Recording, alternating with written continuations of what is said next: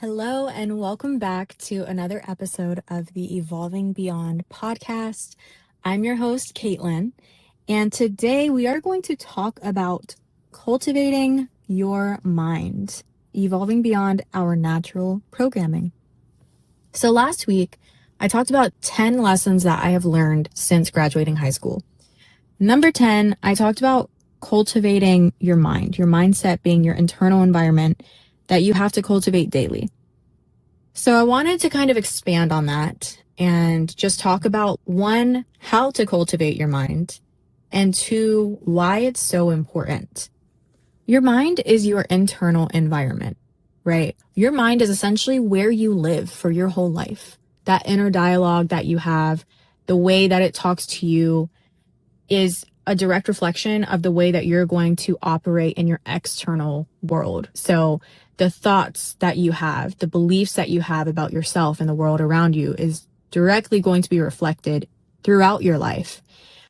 And so if you don't like what you're seeing in your external world, if you start with cultivating your mind, you'll start to see that your external world will change. Imagine that you move into a new house, and this house has a yard. And the yard isn't terrible. It has grass, maybe a few weeds because the house hasn't been lived in for a while. So, maintenance hasn't really been there.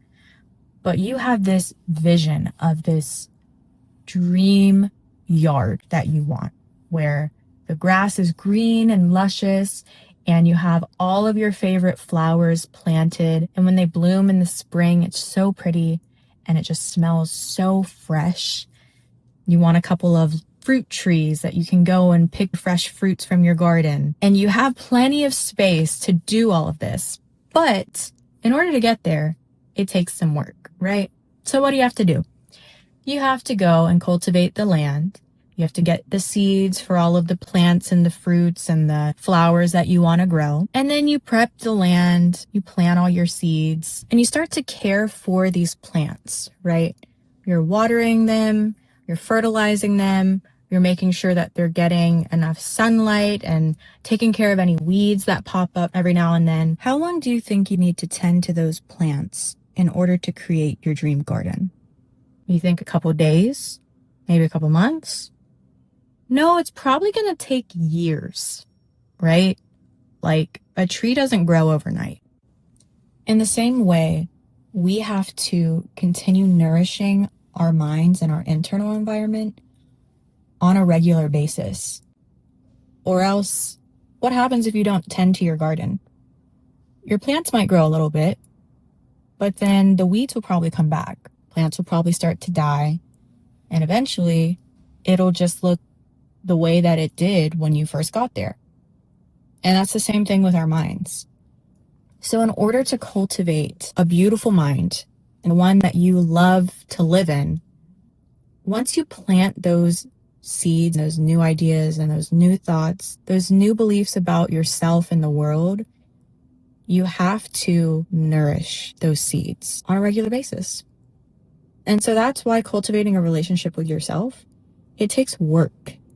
It's not just a one-time, you do a meditation, you have a breakthrough, and everything is perfect. A meditation might help you plant a seed. And then what you have to do is you have to nourish that seed. You have to water it. You have to give it sunlight. If a weed pops up, a weed of doubt, or maybe an old way of thinking or believing pops up, what do you have to do? You have to cut it down. So how do we start to cultivate a new mind? Let's start with identifying the current set of beliefs and ideas that you have, that you're really rooted to. Let's say, for example, you grew up with the belief that no one supports you and you feel like you have to do everything on your own. Having the belief that no one supports you is not very empowering, right? And if you feel like no one is ever going to believe in you or support you, it's probably going to lead you to not pursuing the things that you truly feel aligned with. You're going to play small, and you're going to not take opportunities that could really advance your life and help you build the life that you really want. So maybe you want to shift that. You identify the belief and you say, okay, well, my whole life I've always believed that no one's ever going to support me in anything that I do. So after you identify your belief, then you're going to say, okay, so what's the opposite of it? In my ideal life, in my ideal internal environment, how does that look? I believe that I am truly loved and supported by those around me, and that I have an abundance of support in my life. So now that you have that new belief, that little seedling of a belief that you've planted in your mind, now you need to nourish it. And in order to nourish it, you are going to start to find evidence that the new belief is true. How do you do that? Well, your old way of thinking says, no one supports me, right? Your new way of thinking says, I have an abundance of support in my life. So let's say you have a goal of pursuing social media and you want to turn it into a side hustle or a career. In your old belief system, you always felt like no one ever liked your content. It would get you frustrated. It would make you feel like you didn't even want to do it anymore, because you're like, well, I'm going to post this and none of my friends are going to watch it. None of my friends are going to share it. And it's only going to get like 100 views because the algorithm hates me and TikTok is out to get me and all this stuff, right? Now, with your new belief of, I have an abundance of support in my life, you now use that as evidence to support your new belief. Truly, is no one liking your stuff? Really, no one? A whole 0 people are liking your stuff? One person is still a person. So even if you only get one person liking your video, that person is still supporting you. And one person is more than none.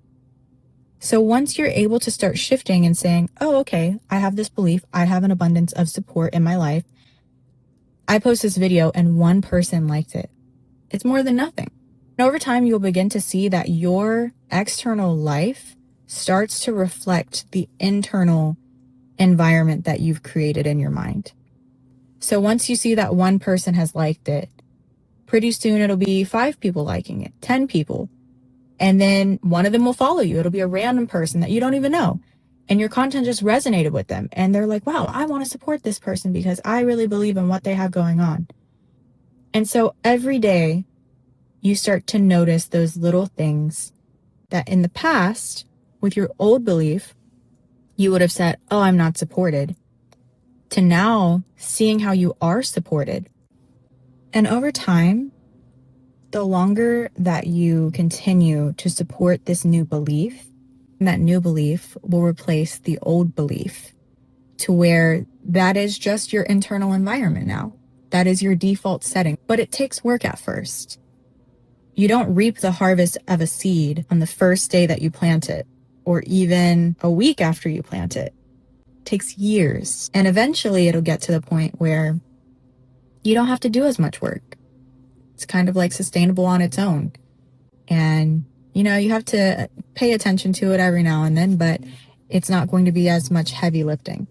But in the beginning, when you are planting those new seeds of beliefs and ideas in your mind, it's going to take work to cultivate them and to grow them into that beautiful internal environment that you know that you're capable of.